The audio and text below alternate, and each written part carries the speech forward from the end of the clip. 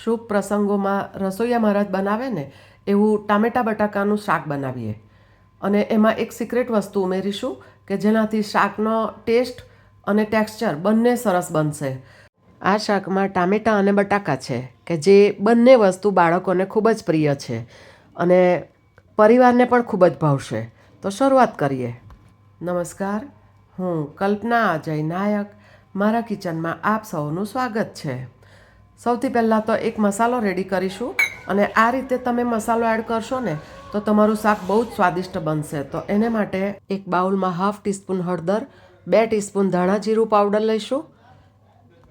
1 teaspoon સરગવાનો powder છે કે જેની રેસીપીનો વિડીયો મેં આ ચેનલ પર પોસ્ટ કરેલો છે અને હું શાક દાળમાં આ રીતે સરગવાનો પાવડર ઉમેરું છું કે જેથી પરિવારને પણ તમે સરગવો ખવડાવી શકો.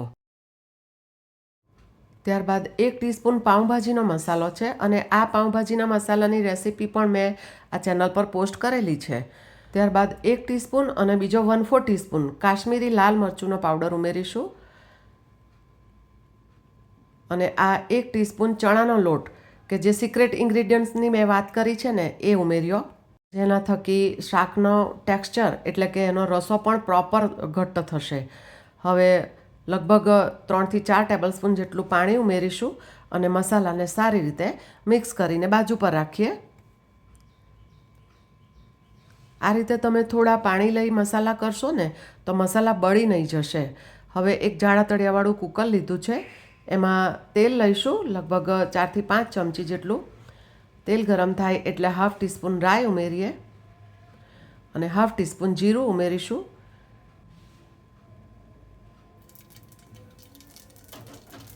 ત્યારબાદ એક તમાલપત્ર, એક લાલ સૂકું મરચું, 2 લવિંગ, 1/4 ટીસ્પૂન હિંગ અને 2 નાની તજની લાકડી ઉમેરીશું. અને આ રીતે 1 થી 2 ખડા મસાલા મેં ઉમેર્યા છે, પરંતુ એના થકી તો શાકનો સ્વાદ ખૂબ વધી જશે. 1 ટીસ્પૂન આદું અને લસણની પેસ્ટ છે અને 2 મોળા મરચાં કાપી લીધા છે એ ઉમેર્યા.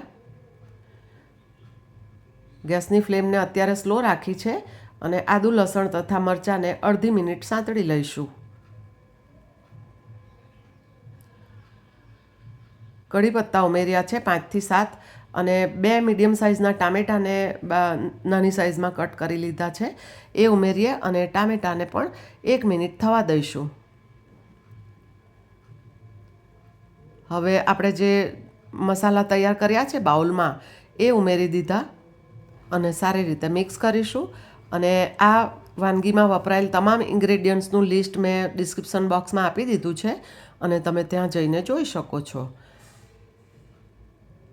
હવે આ બટાકા છે, 3 મીડિયમ સાઇઝના બટાકાને મેં છાલ ઉતારીને કટ કર્યા છે તો એ ઉમેર્યા અને થોડી વાર સાંતળીએ કે જેનાથી બટાકા સાથે ટામેટાં તથા મસાલા સારી રીતે મિક્સ થઈ જાય. ત્યારબાદ પાણી ઉમેરીશું.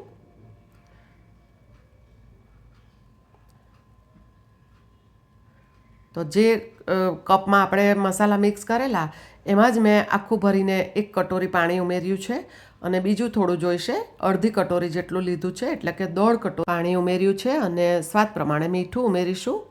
અને ખાસ કરીને આ શાકમાં સાધારણ ગળપણ હોય જ છે. ટામેટાની ખટાશ પણ દૂર થશે અને થોડું ગળચટ્ટું એટલે કે 1 ટીસ્પૂન જેટલો ગોળ ઉમેર્યું છું. તમે ખાંડ પણ ઉમેરી શકો અને ગળપણ જો ના ભાવતું હોય તો સ્કીપ કરી શકો. અને ગોળ ઉમેરવાથી બહુ જ સરસ લાગશે, ચોક્કસ તમે ટ્રાય કરી જોજો. અને ગોળ થોડો મિક્સ થઈ જાય એટલે હું તલ ઉમેરવાનું ભૂલી ગઈ છું, તો હવે આ સ્ટેજ પર પણ ઉમેરી શકાય. 1 ટીસ્પૂન જેટલા તલ ઉમેર્યા છે અને થોડું મિક્સ કરીએ અને ત્યારબાદ ગેસની ફ્લેમને મીડિયમ રાખીશું અને ઢાંકણ ઢાંકીને 3 સીટી જેટલું કૂક કરી લઈશું. 3 સીટી થઈ ગઈ છે અને વરાળ પણ બેસી ગઈ છે. તો હવે કુકર ખોલીને જોઈ લઈશું. વાવ, જુઓ શાકનો કલર પણ કેટલો સરસ આવી ગયો. અને આ રીતે થોડા ઘણા બટાકાને આપણે દબાવીને મિક્સ કરીશું કે જેનાથી શાક બહુ જ સરસ ટેક્સચરમાં આવશે. તો થોડી કોથમીર ઉમેરીશું. તમે ચાહો તો ફ્રેશ આદુ લસણ પણ ઉમેરી શકો. તો હવે શાક તૈયાર છે તો સર્વિંગ કરીશું. કેટલું સરસ દેખાય છે જુઓ.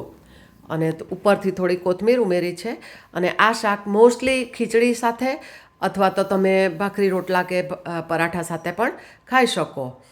તો રેસીપી ગમી હોય તો વિડીયોને લાઇક અને શેર જરૂરથી કરજો. ચેનલને સબસ્ક્રાઈબ ના કરી હોય તો ચોક્કસ કરજો અને બેલ આઇકોન જરૂરથી પ્રેસ કરજો કે જેથી મારી દરેક નવી રેસીપીનું તમને નોટિફિકેશન મળે અને તમે તરત મારી રેસીપીને જોઈ શકો. અને તમારું ધ્યાન રાખજો અને આવજો.